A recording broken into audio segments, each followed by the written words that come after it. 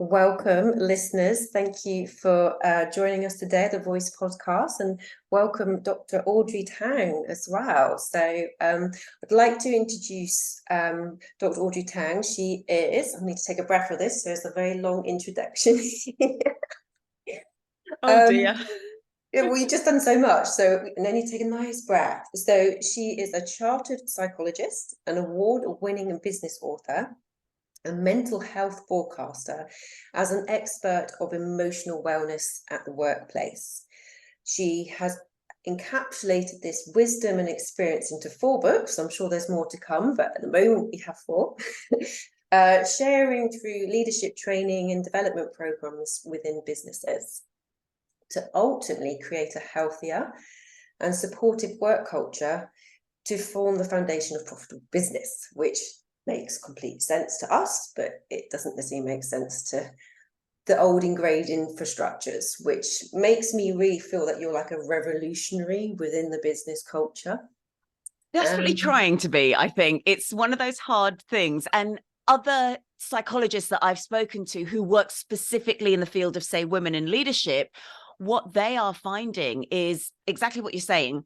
A woman may go on maternity leave, have her baby, come back, and then nothing's changed in terms of the expectations placed on her. She's not getting flexible hours. She's not getting any adaptations made, and she leaves. So what happens is not only is she taking her vast amount of expertise, knowledge, probably goodwill with all her clients and so on with her, but nothing's changing because no one is up there to say, hang on a minute, why are all these women leaving? We need to do something about it. So there is a whole issue between what is down to the individual to change, which is the area I work in, and what is down to the system to change. So I'm really glad you've started with that. Yeah. And I think that is the understanding from me, from a health perspective. It's the person's responsibility is their health and well-being. And it's the business is the culture that they create for that. I think there's a 2-pronged element to where responsibility lies, but everyone has to take a part in that, don't they? I fully agree. And actually, there's a researcher called Karen Scholes who's looking into this now, and it's known as the psychosocial safety climate. So the best way I can explain this is if somebody goes off sick with stress or burnout, what tends to happen is the organization goes, oh, we must give people lessons in building resilience and let's get Audrey in to teach them about all of that. And I can do that. I can support the individual. Or they might go, oh, I know, we better have lunchtime yoga, or we better bring in a gym card or a taste card or something like that. And all of these incentives. But let's compare this to if I went into work and fell down a hole. Now, immediately what would happen is the hole would be cordoned off, people would fix the hole. You would not give me lessons in how to walk around a hole. And so that is the craziness between what is the individual's responsibility and what is the organization's responsibility. And Scholes will tell you that health and safety as a bigger concept actually covers psychological well-being as well. And so you are absolutely right. It is about creating the climate in which we can thrive or not go off sick, as well as supporting the individual, as well as looking after our physical safety. It is a dual attack. It is about the organization doing something, and it's about the individual doing something. And I just think that example of how silly it would be to teach us health and safety for individuals hammers home the point that it isn't just down to the individual to look after their well-being. We have a role, but it's not the only thing. And definitely, and I feel this is about people claiming back their power and their own sovereignty of knowing where that is. And often this victim martyr thing can be playing up. It's like, I have no choice, it's just the way it is. And that kind of weaves into our way of how we are at times as well. And for me, what I'd like to really go into the depths of women empowerment and how I see that as there's something called rising of the feminine. I don't know if you've come across that, but it's in the woo-woo world, I call it, in terms of the spiritual, the alternative. And they're calling it the rise of the feminine, which can be coming up in many levels and can be seen. However, I want to really sort of take that into, I see it as women are coming to a space of equality and balance, and how they're getting through that is through their own self-liberation, their own healing, looking at the beliefs systems, the shadows, the social conditioning, the patterns, all this BS stuff going on that blocks us women from being in their true power, in their true light. And one thing definitely comes to mind is what's called imposter syndrome. I shared with you just before we started, I've got that going on for me right now. Here you are, and all your beauty and your wisdom and everything coming.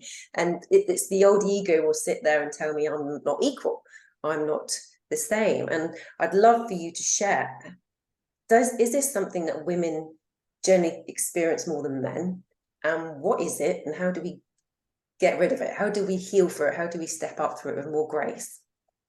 Okay, there's a lot to unpack there. Yes. And first of all, it is a case of you've invited me on your podcast, which is really exciting for me. So thank you very much. And being a guest, we are completely equal. What I like to see in terms of that kind of equality of relationship, very often we have a tendency to put ourselves below a doctor or an expert for something like healthcare, but actually, if we were talking to a lawyer, for example, we go to them for advice because they have the knowledge and the training in order to give us that advice.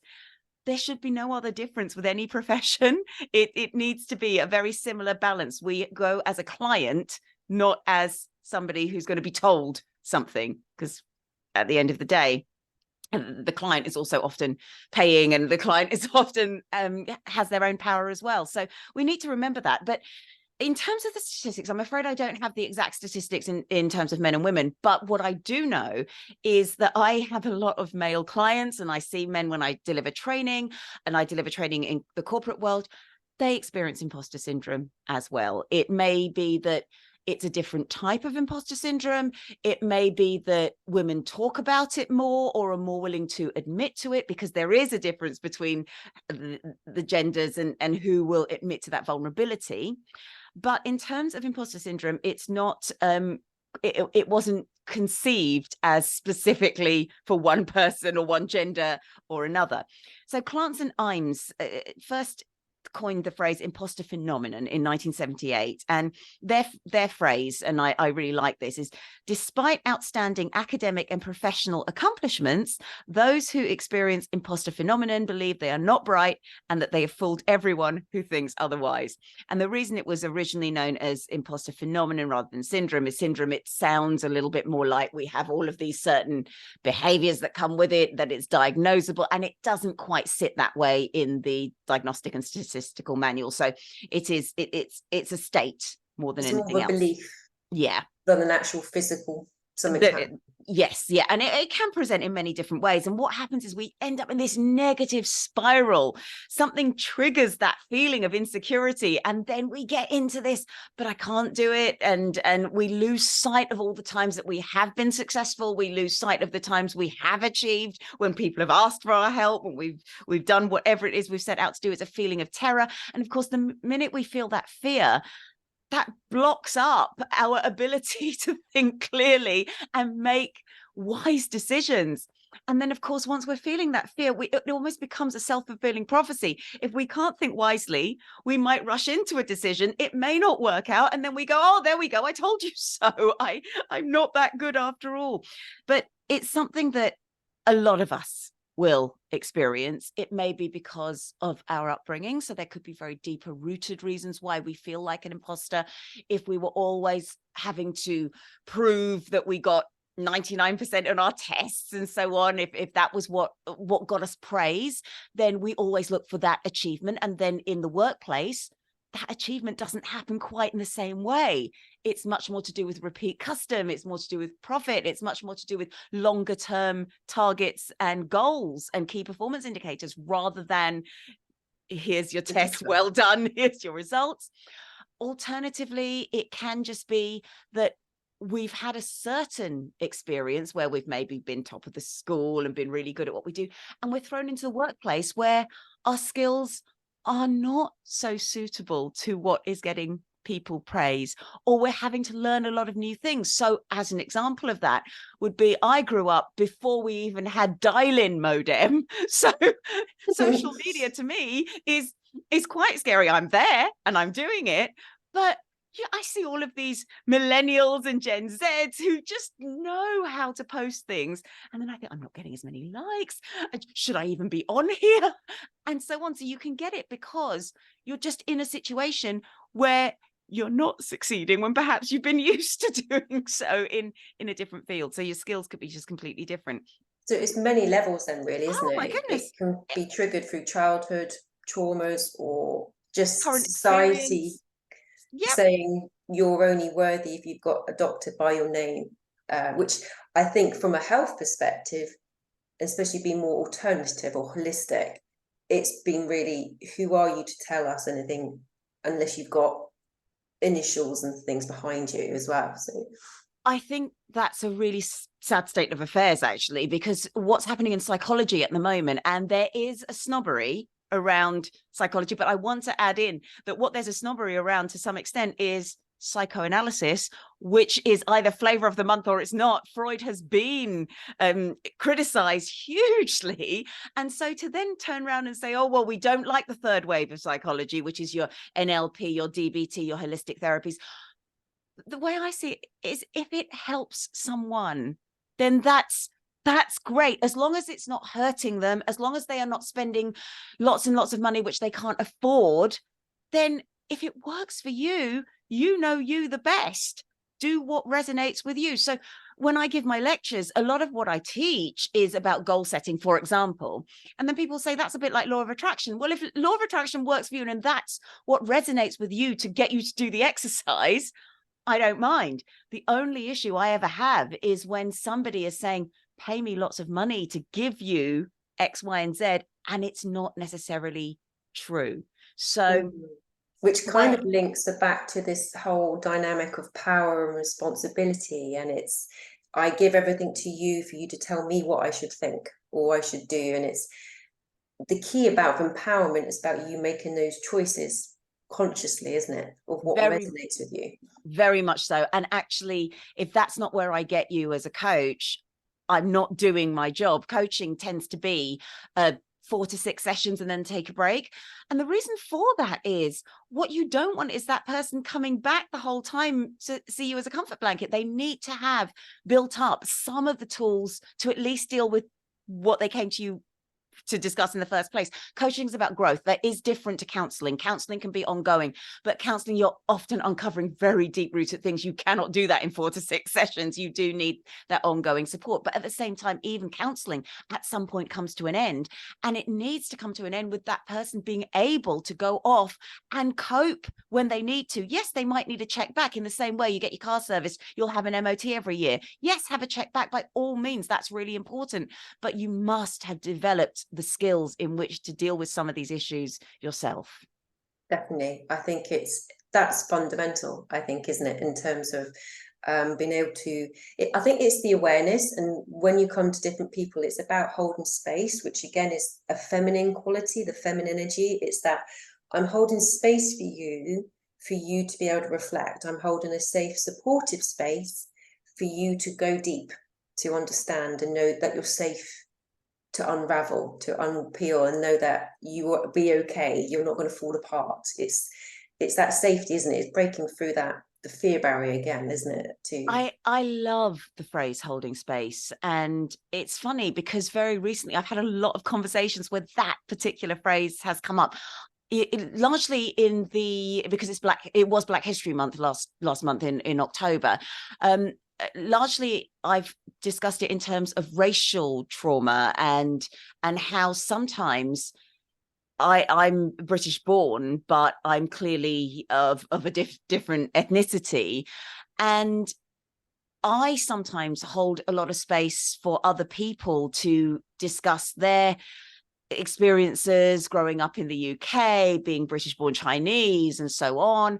And then I sometimes think I haven't held that space for myself and I need to find that again. So sometimes we are so good at holding space for other people, we forget that actually we need either that space held for us or that space blocked off so we can actually have time to process what we've been talking about and who we've been supporting and what that might have triggered or reinforced in ourselves. No, I think that's really important. And as a healer or bodywork therapist, I'm always, it is about doing the work for yourself first. But there's this, and I don't know if it's a woman thing, but it's naturally, oh, here it is, you have it. It's like, when do we allow ourselves to literally just, I'm going to hold this, I'm going to receive this, I'm worthy to receive this, I'm not going to be guilty, not feel selfish of allowing myself to receive. And when I'm fully received, I just let it flow to somebody else. But there's a definite like, oh, I've got something, you have it. Yeah. There's a part of women that don't let themselves have that nurturing. Yeah. And that can be so problematic because that leads to the bigger problems of passing yourself over for promotion, not putting yourself forward because you don't want other people to feel bad. It heads into people pleaser categories, or the people pleaser sort of area. Again, it may not just be women. It does tend to be more women because there's an expectation placed on the woman that we are the helper, we are the nurturer, we are the supporter. And that is something which you might have grown up with. It might be a cultural thing. And that's harder to shake off because when it comes to culture and upbringing, what you're talking about there is your very first caregivers, your parents, the people that you love and want to show loyalty and respect to, and that becomes very difficult. But it isn't just women who experience that. Men will also experience that as well. Another thing men can sometimes experience is the need to step up and look after. And because of that need to step up and look after, they don't want to ask for help because that looks like a weakness, because if you can't solve the problem, then what can you do? But I think to both parties, to anyone who's feeling that way, one of the affirmations I like using for myself is, I'm a problem solver, not the solution. Yes. I can't be the answer. I can help you find it. But that also reminds me that in order to help you find the answer, I need to be emotionally sound, mentally fit to be able to do that. And if I'm exhausted, I can't be a problem solver, much less a solution. Yeah, because you can't give if you haven't got it. And I think that's certainly triggered up when I was a mother. All of a sudden, your reason for being wasn't for you, it was to support these children and these babies and keep them alive. And then you gradually sort of grow out of that to go, well, actually, who am I? What am I here for? You start to ask those questions and go, okay, there's another purpose here. But it's just a really interesting dynamic. Again, when you talk about the man or the masculine energy, so I see it kind of energetically, the masculine, the feminine, and the two can't exist without each other. And you need the masculine is the holding, the protective, that space, and the feminine feels it, like the yin and the yang. But equally, it's these old conditioning of what men think they should be, and which I believe I'm seeing more mental health issues with men because they're not understanding their purpose, and it's so socially conditioned that they have to be a certain way that it's conflicting with them now. Yes, hugely. And it's even more pronounced in certain cultures as well. And it can be made worse when not only you're struggling with that, but your culture also doesn't really want to recognize mental health issues at all. So you do have a few voices who are coming out there, and there's a wonderful entrepreneur. His name is Aaron Shergill, and he created gym clothes. He's a Sikh. He likes going to the gym. The way he puts it is he also likes eating, so he does quite tight around the shoulders designs, but a little bit of give in the stomach. Perfect. Which is absolutely lovely. And he also champions men's health, but one of the struggles he has is in his community, they don't talk about it. They don't talk about it at all. And not only that, if you start talking about it, there can be that feeling of, oh, what's really wrong with you? Because this isn't very masculine. It's not very manly. And he very much talks about the importance of educating, like you started talking about with organizations, educating everyone who's had certain expectations for a very long time, and knowing that that space, that life is not the same anymore. Things have changed so much. We've grown a lot, we've learned a lot, we've opened up a lot of doors, and that education can't be underestimated. No, I feel the infrastructures have been built upon something that probably is more about fear, rather than opening and connection. And I believe a lot of that is starting to dismantle, especially with the work that you're doing. Not saying you're wrecking ball, but in terms of you're coming in and you're showing a different path, and it's much more. So as one start to sort of crumble, there's other aspects to connect to and to follow and to build from, a bridge, basically. So. Yeah, absolutely. I think you make a really nice point about how fear comes out of some of that breaking down of old ideas, because of course, if you've grown up in with a certain viewpoint, that suddenly becomes a real threat to your ego. That becomes a real threat to your whole identity and everything that you've known. And that links with this idea of responsibility or titles suddenly becoming your purpose and the main reason that you do anything. And of course, we know that's not the case. If we can begin, whether it's because we're losing what we thought was our position, or whether because we're gaining what we hope will be empowerment, if we can actually get rid of the idea that that singular way is the only way, and that we have such a broad spectrum of behavior choices, of things we can do, of expectations, of beliefs, that will make a huge difference. But sometimes that takes a lot of one-to-one work with each person, exploring why they're clinging so firmly onto their previous ideals, or as somebody is growing, why they're clinging so strongly onto, I must grow in this particular way. Because one of the issues that we do sometimes see is you get women who have fought through a very masculine environment, who then say to other women, oh, why are you upset about that? Just get over it. That's just what it's like. And the way I always see this is, just because you've tolerated something in the past doesn't mean it was the right thing. And don't keep propagating that same myth or that same environment for the next generation. Yeah, and I think, as you're saying, that women have generally in the workplace have had to kind of, to be acknowledged or try to be seen as an equal, they've adapted masculine ways, which we have masculine and feminine in both of us, male and female. So, but it's a very heavy push energy, which I believe creates burnout. It creates much more stress, because the feminine she shouldn't always be in that energy. There's a flow, there's a dance between the two, and there's some of it to action, and then other times there's that more flow, creativity. But if you're constantly pushing, you're just burning yourself out deeper. I love this, because this actually reminds me of an exercise that I use, where we look at the difference between our strengths and our skills. So if we're talking about the energy that we are most comfortable sitting in, and the energy we then have to use because we feel that's the energy we need to use to get ahead or get along, it's like our strengths and our skills. What I notice on a practical side is you have people who have become really good at spreadsheets or presentations or like me, organizing, but they actually really dislike it. They can do it really well, but it exhausts them. But because they do it so well, it's one of their skills. They've learned it. They've built up on it. Because they do it so well, everyone goes, oh, well, it's Audrey. She can organize everything. Or it's so-and-so. They can present. They can do that. They always do it. Oh, it's someone else. They love doing spreadsheets. And you end up doing that the whole time, and getting promoted and promoted and promoted on that. And then you get to the top and then think, why am I so knackered? Why am I so exhausted the whole time? And it's because we've been promoted on our skills, or the energy that we have used because it helps us, not our strengths. And our strengths are the things which we're really good at, but they energize us. They make us feel great. And so you might have somebody like me.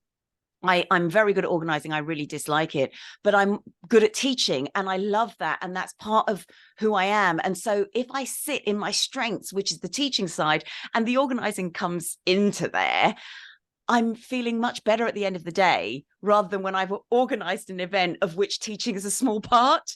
And so it is a very similar concept. It's about using the energy which is comfortable for you, or your strengths, the behaviors which are natural to you, that give you even more ability to recharge and do more.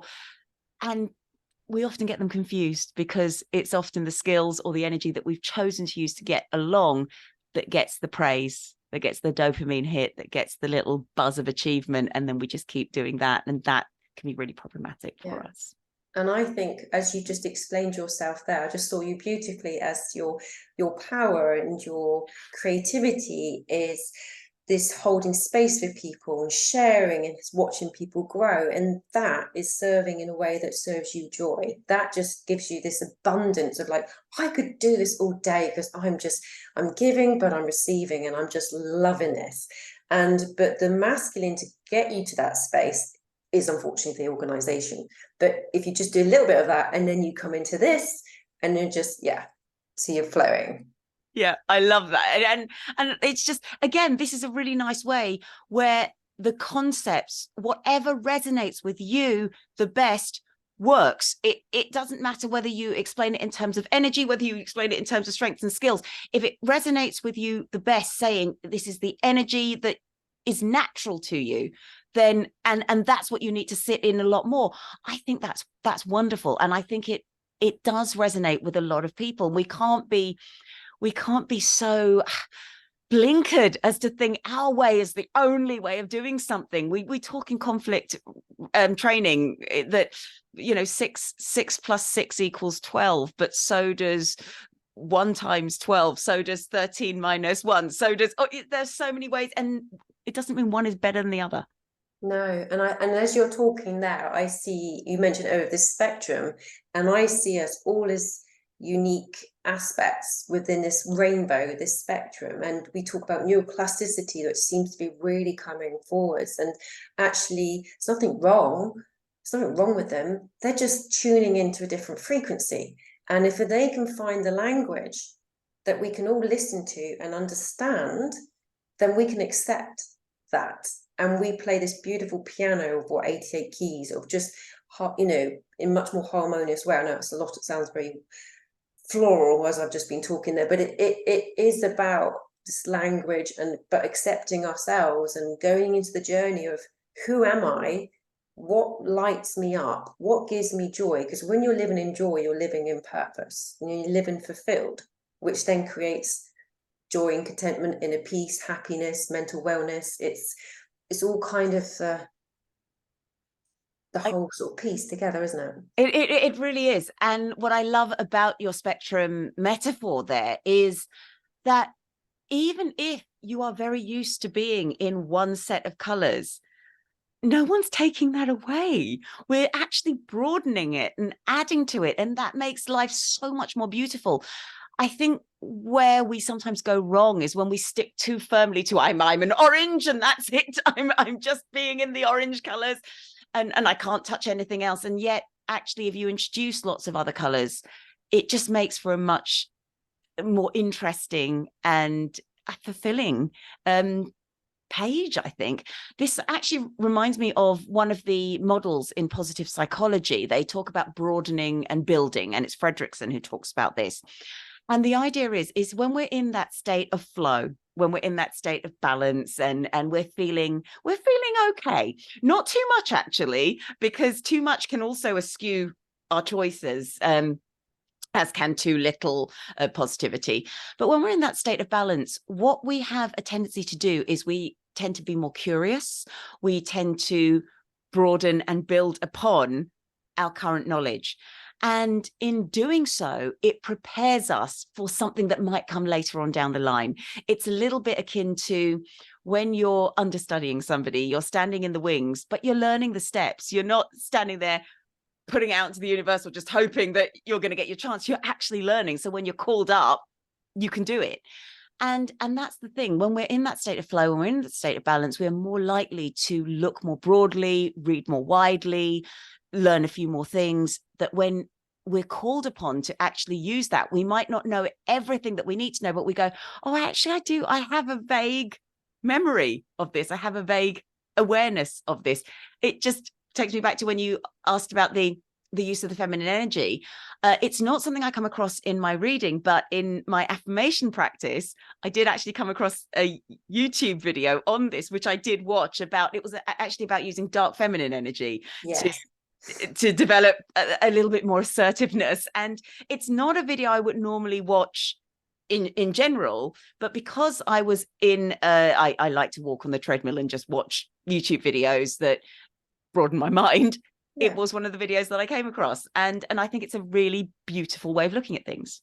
Yeah, I mean, the dark feminine, as you probably she's the all caring, very protective of you, and but states and says, only meet me as my equal.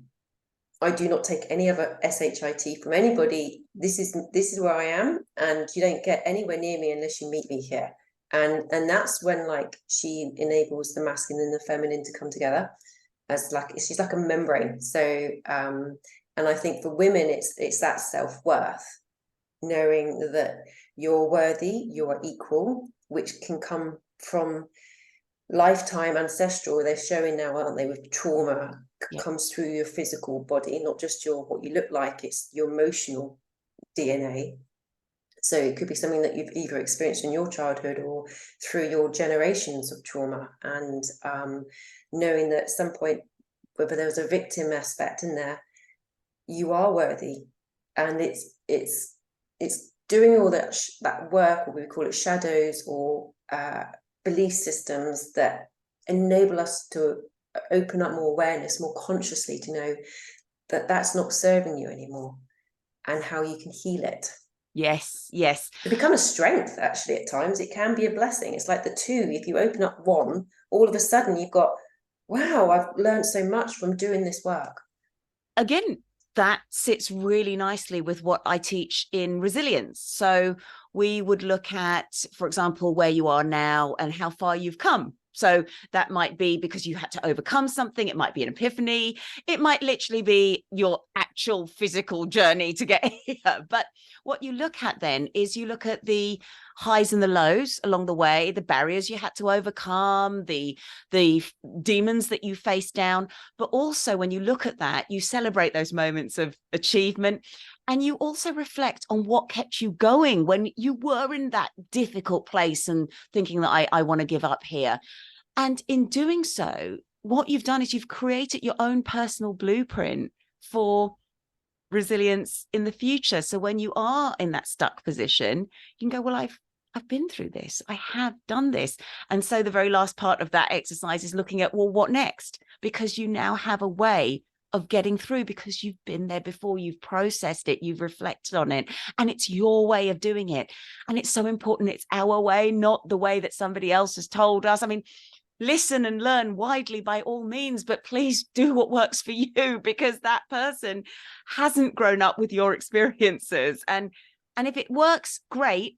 If it stops working, find something else. That's okay. Learning's a pick and mix. And it's like a buffet. Use what works for you. Yeah, it's multiple senses and multi-dimension, isn't it? And as you were talking then, I just was instantly drawn to the heart, which I believe this is where we heal everything. I know it's love, it's oxytocin, it's everything that comes from that space of love rather than fear. And as you were saying that with the heart, it's about my mind's suddenly gone blank. That's interesting. But it was to do with regards to how we sort of connect and how we receive. And yeah, my mind's literally just gone blank. It's interesting that it's just done that. Obviously, I don't know why. There was something really little gem I wanted to share. It will come back, these things do happen a lot. That's why I try and write things down actually when I've got them. So, and I think it's often because we are thinking of so much, but also sometimes because we're so engaged in the present, and that's never a bad thing. There's nothing wrong with being so engaged in what's happening right now. And it's like what you say about connection and the heart, that it's not about having that discussion or having that there's a time and a place for all of that. But there's also a time and a place for living in the now, and it's now. Yes. And that's always, isn't it? And I know what it is now. It was truth. Yes. It was literally, we can have our heads filled which is probably I've just showed that in terms of we're too heavily in our mental energy, which then I got brain fog and completely forgot what I was going to say.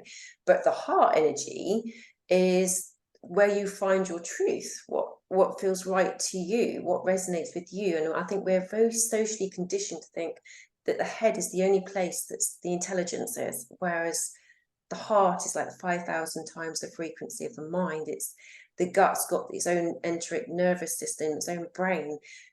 Let's tune into that more and know who we are and know what your truth is. I think that's absolutely right. And it's got worse, actually. We connect more with the head and that judgment with the advent of social media, because we're always, not only has our culture or our upbringing told us what to think, but social media is now also telling us that this is popular.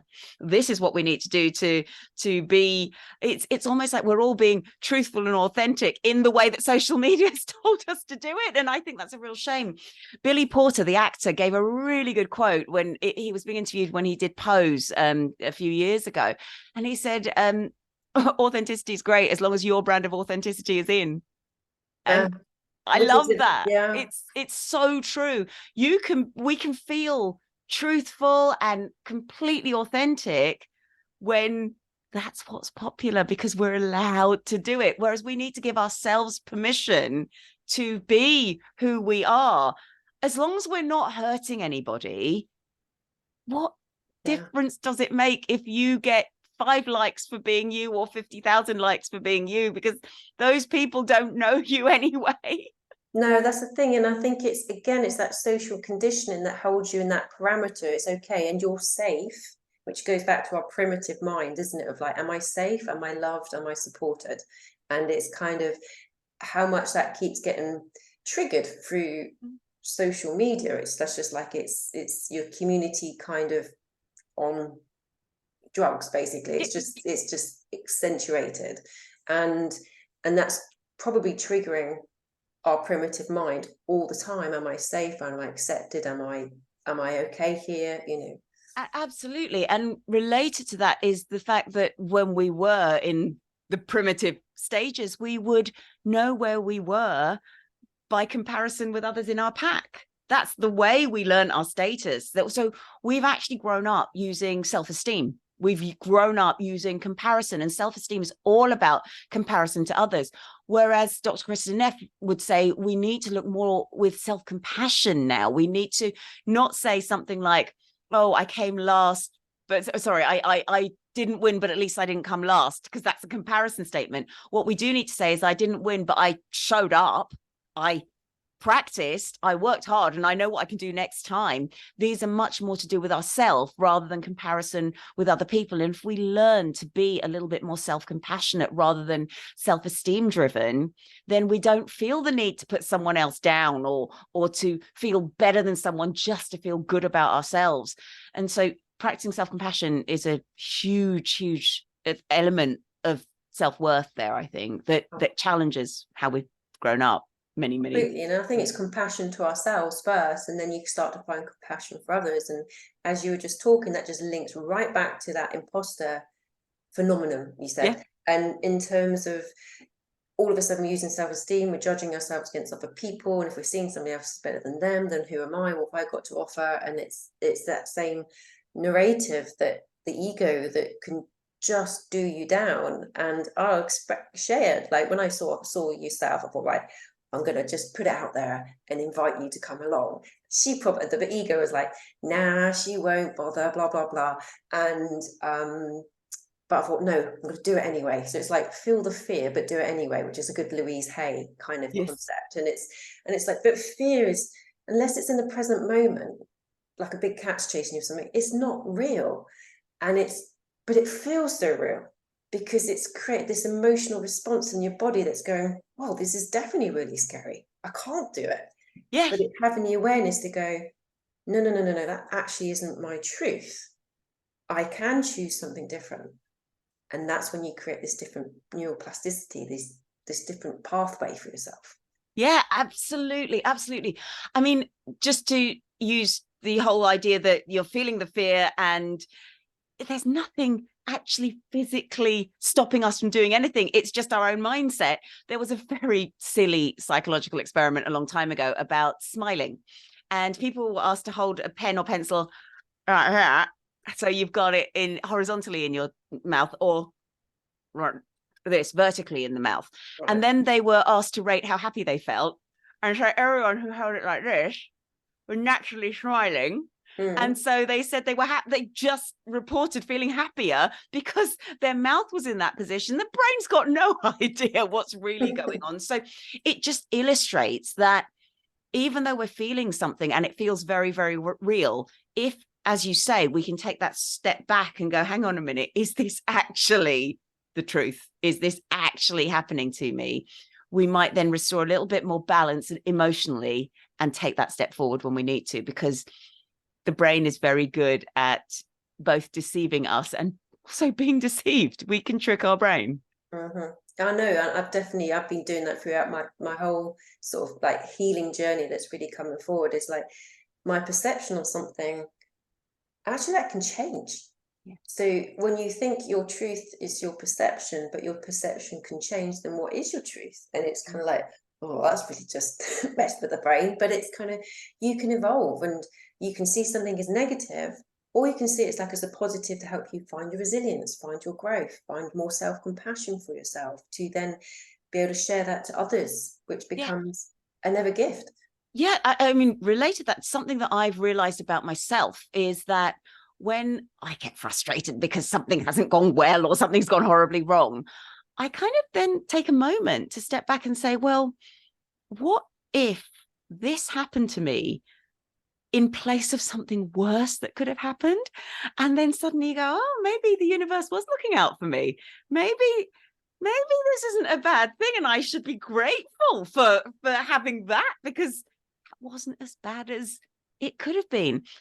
And this just relates to decision making, just as a bias in decision making that we have, is that we think once we've made the decision, that was the only outcome we would ever have. And of course, before we made that decision, so many different things could have happened, but we have this biased view that when the decision happens and the outcome plays out, that was the only thing. And then we berate ourselves if it was a bad decision, or we congratulate ourselves if it was a good decision. And good decisions and bad decisions are not based on the outcome. That's one thing we have to learn.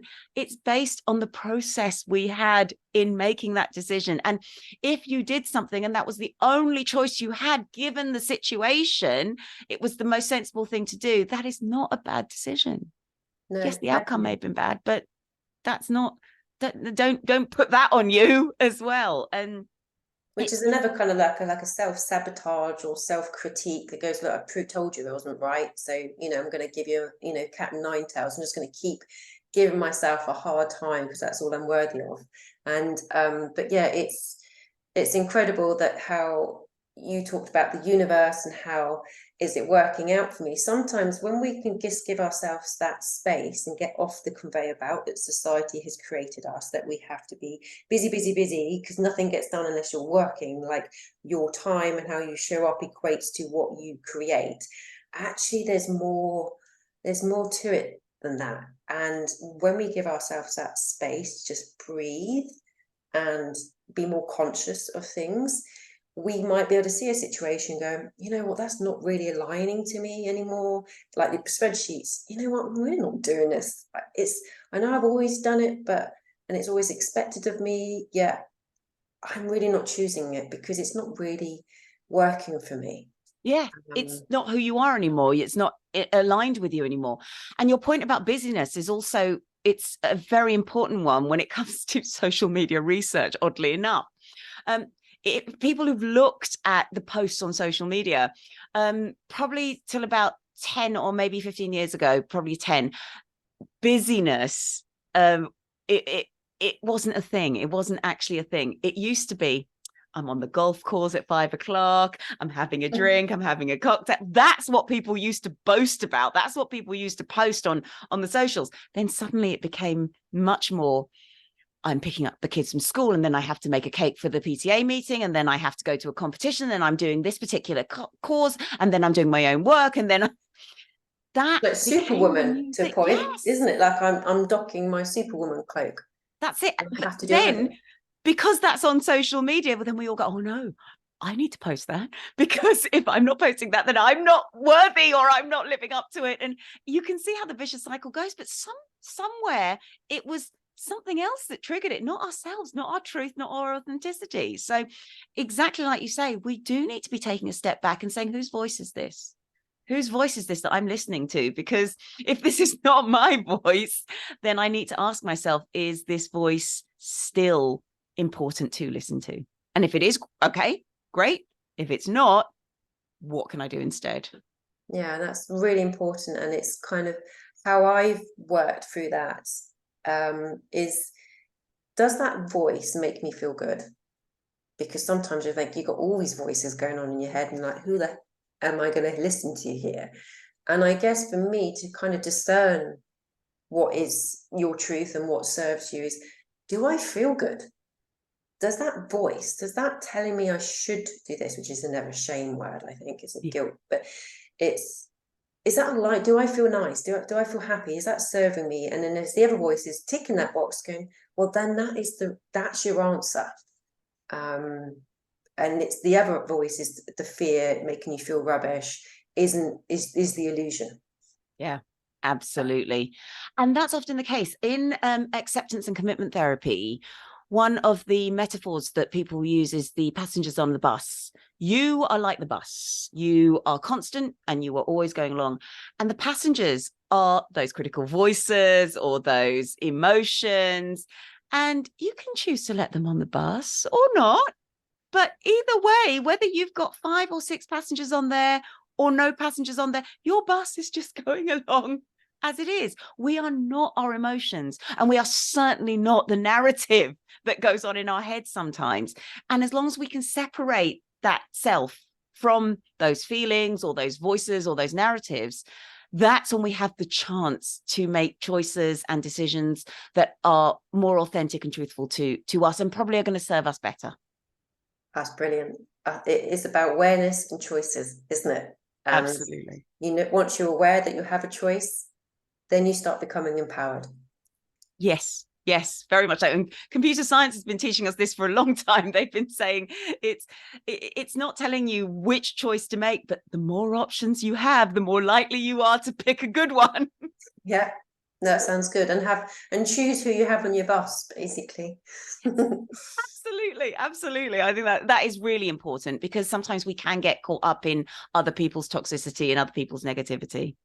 Yeah, and having those moments of stopping and just doing a clear out and working out, where am I, what's working, am I going in the direction I want to go in, and do I need to change some coordinates? And yeah, just start to sort of really reflect on things. So this has been absolutely delightful to have you today, Audrey, so thank you so much. I could talk to you for quite some time, but you know, I was thinking exactly the same. Thank you so much for having me, Gemma. And what's been so nice is actually seeing the alignment between different perspectives. I come from what tried to be a very hard science and then realized people can't be seen like that.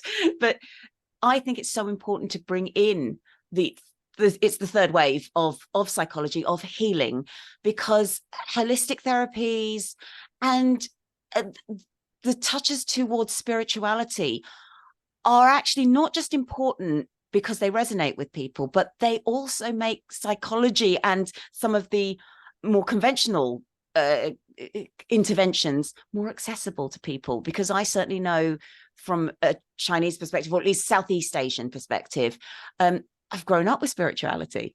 That's a huge thing. And if an intervention is saying, well, we don't talk about that at all, that wouldn't sit with me very well. And that would also mean I would not access that service. So the more we actually see that there is so much alignment, just people are saying things slightly differently, and that's okay.